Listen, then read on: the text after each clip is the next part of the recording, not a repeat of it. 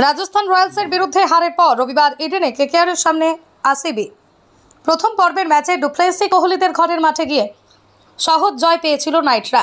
এবার হোম ম্যাচে আরসিবিকে হারানোর চ্যালেঞ্জ শ্রেয়াস আয়ারদের সামনে। তবে আরসিবির বিরুদ্ধে নামার আগে কেকেআরের প্রধান চিন্তা দলের বোলিং লাইনের ব্যর্থতা। বিশেষ করে ডেথ ওভারে কেকেআরের বোলিং একেবারেই কাজ করছে না। রাজস্থানের বিরুদ্ধে শেষ 16 ওভারে 96 রান দিয়েছিল নাইটরা। কেকেআর মরশুমের প্রথম 3 ম্যাচ জিতলেও পরের 3 ম্যাচে মাত্র একটি জিতেছে। এই ব্যর্থতার বড় কারণ হলো বোলিং।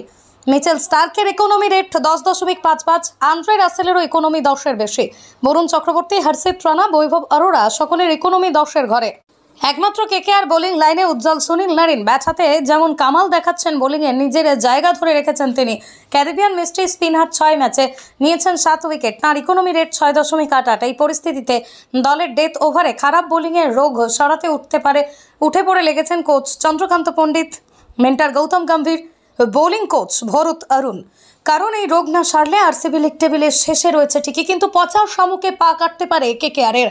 তাই আরসিবি ম্যাচের আগেই বোলারদের বিশেষ অনুশীলন করিয়েছেন ভরত অরুণ। স্পট বোলিংয়ে জোর দিয়েছে, পিচে নানা জায়গায় চিহ্ন তৈরি করে সেখানে টানা বল করিয়েছেন বোলারদের, যাতে ম্যাচের পরিস্থিতি অনুযায়ী স্পট বোলিং করাতে পারেন সকলে।